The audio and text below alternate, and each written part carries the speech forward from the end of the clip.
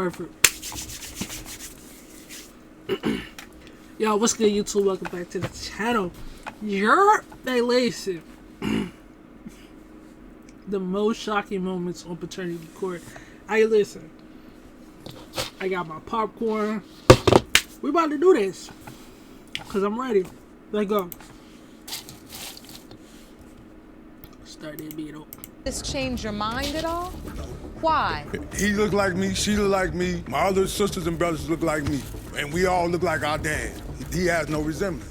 You are not. I told her that was my baby, Sit down. I told her. Sit down over there. Stand right where you're standing. I told you, 100% positive. This isn't the first time Miss Yarborough has come to paternity court. She proved that Credell Jones was her biological father, while Michael was her real brother.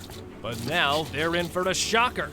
To prove that Mr. Triplett is trying to steal their father's estate by pretending to be the son. He claims that he's like 2 weeks older than me. As far as my life, I know my mother and father was always together from 1964 to 1974. We went on trips together. My father was there, my mother was there. I've never even heard of Mr. Triplett. My dad signed his name on my birth certificate, as well as my brother Irvin. The first thing Judge Lauren does is ask them all to show their birth certificates.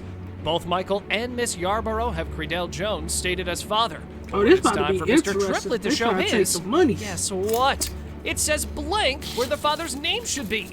How will Mr. Triplett defend himself? You were told that you were his child. Yes, I've only met him twice. The first memory of meeting him, I was maybe 8 or 9. He pulled up in a car and he kind of pat me on the head, handed me $100 and went up to talk with my mom, and I left. And then the other occasion was he came, but this time my relatives were there. When Mr. Triplett speaks about the 2 times he met Credell, Judge Lauren asks him if he ever had a father-son conversation with him. When he says no, the entire audience starts murmuring. The judge starts asking Miss Yarborough some questions. Did you ever hear that in addition to yourself, there were other children? The only ones that I've heard of were Mr. Jones and his brother, and Kubi when I got here, but I've never heard of him. I don't know where he come from. We just been through this, and now here we are again. Miss Yarborough says it's unbelievable that Mr. Triplett is doing all of this for the money. When she fought her case, it was because she wanted to reclaim her memories with her late father.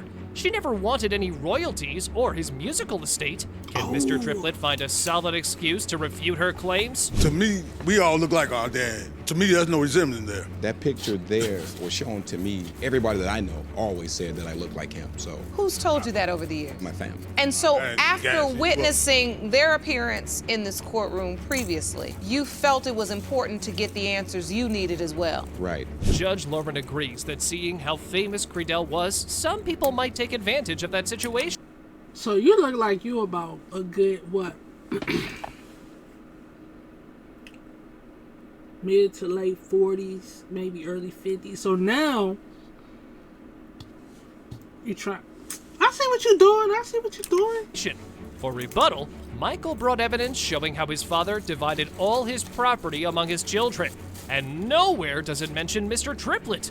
As a result, the judge calls in an expert. You had a couple of great stand-up singing groups during the 70s. Shy Lights out of Chicago. A bunch of #1 songs on the R&B charts. With the amount of sampling that has been done throughout the years, the publishing has got to be well into the millions by now. The most shocking discovery is when Judge Lauren reveals how it's been reported that Credell fathered more than 30 children. So it's completely possible that Mr. Triplett is his child.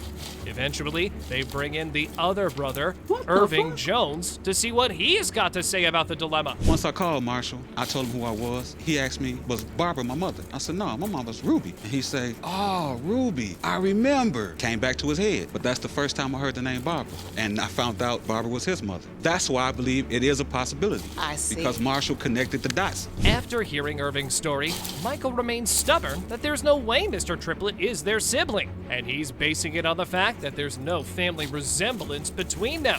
At least, Miss Yarborough feels a little sympathetic, but the only way to solve all the confusion is to finally open up the results. Mr. Triplett, Ms. Yarborough, Mr. Irving Jones, and Mr. Michael Jones, you are related. Oh.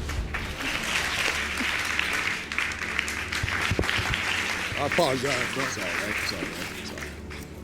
Thank What could be more shocking for a man I'm than still knowing stuck a on the woman 30 lied to kids, him? though. Mr. Hudson was fooled into thinking that Miss Bridges' son was his son.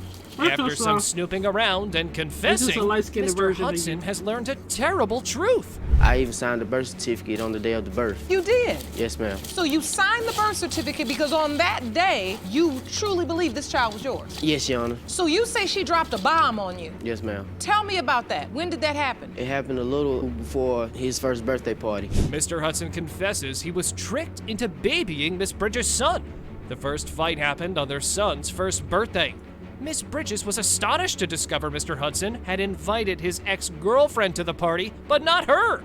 To have revenge, she told him something unbelievable. We had an argument, and that's when she came and she was telling me how I might not be the father and she had done these things. I paid no attention to them because I am the father. I'm supposed to be the father. I'm here. He was cheating on me back then, so that's the reason why I did what I did. So yes, I say he might not be the father, but I know he's the father of Ja'Cory Hudson. The entire audience is left speechless as these adults try to argue over how them cheating on each other was justified.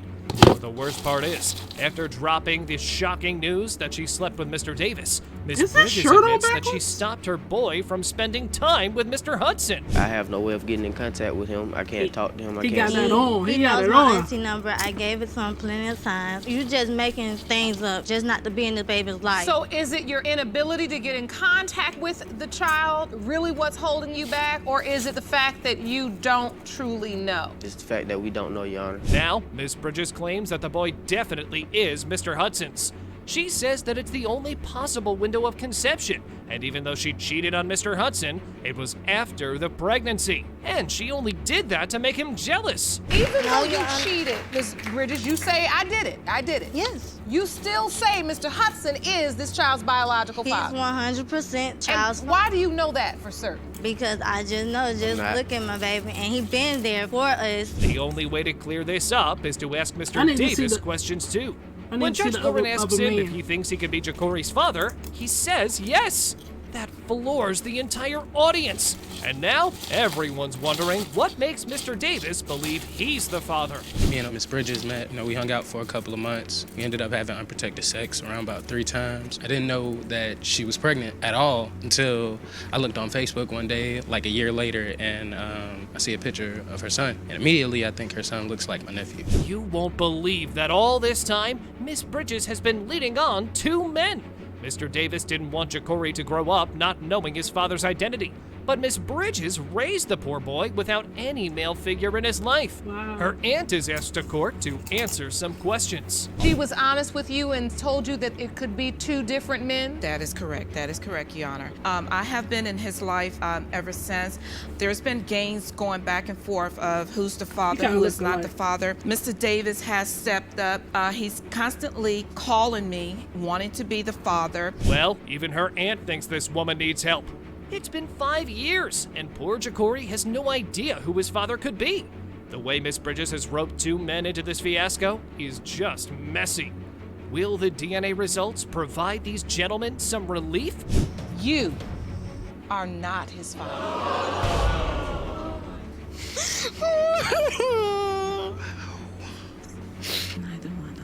This courtroom is in shock. This is not what anyone expected today. Mr. Hudson, how do you feel right now? Hurt, betrayed. Buckle up for one of the most shocking cases ever. When Miss Sanders realized... Anyone. Are we talking about both? Will the DNA... Bridges has roped 2 men into this fiasco is just messy. Will the DNA results provide these gentlemen some relief? You are not his father.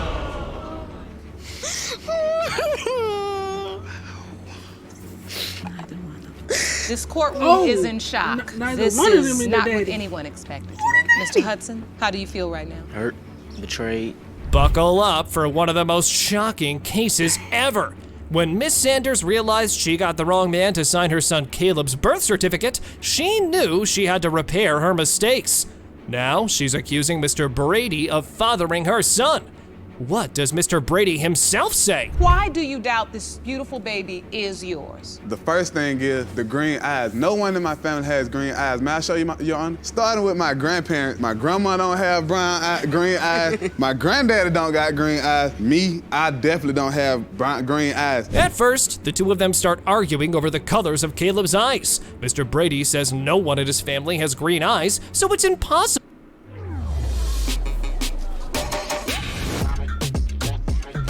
Listen to music. That the boy is his son. But the thing that makes Mr. Brady extremely reluctant is how Miss Sanders never told him about the boy. Instead, he found out through Facebook. I come to the house, dudes coming. This the second one where people are finding out on Facebook. Like, if you got a child, if you think you fathered a child, just check your ex. Everybody's spinning the block these days, so you might got a kid out there. Check Facebook. And then going all the time. Like, I left her house. How you gonna tell me that dude's coming and going, but you I not? left her house and the dude came through, the same dude who she was texting. How you gonna ex came through while I was pulling off. So you telling me that if you see somebody with your girlfriend, you ain't gonna get mad and try to fight? You wasn't my girlfriend, you just, we was broken up. Turns out that Mr. Brady doesn't have an issue being the father. His actual issue is with how Miss Sanders had multiple men visiting her house and how he's the only one shocked about being the possible father. The question is, were they ever in a serious relationship, or were they only fooling with each other? Have you asked Mr. Brady for any help? Did you say to him, sir? At the beginning I did, but he's so nonchalant about everything. It's not even a point to even talk. We don't have any initially communication. tried to take care of communication. You did? Yes, ma'am. No, he has not. When you say you initially tried, I was did there. you succeed? Take care of the child? No. Eventually, Miss Sanders reveals that the pregnancy wasn't an easy feat for her. The baby had some cyst in his brain, and the doctors thought it could be Down syndrome.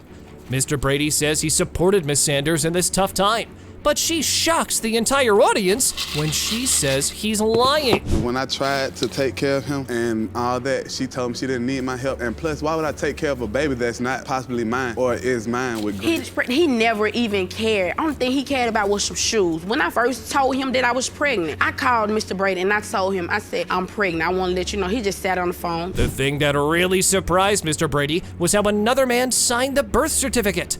That's more than enough proof that Miss Sanders is just sucking him into this mess so she can trap him in some paternity cycle.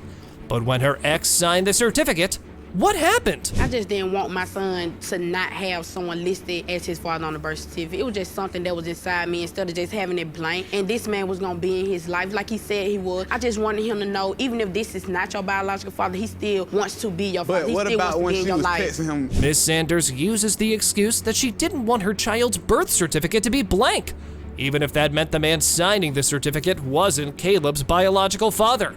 After this, Mr. Brady uncovers another shocking fact.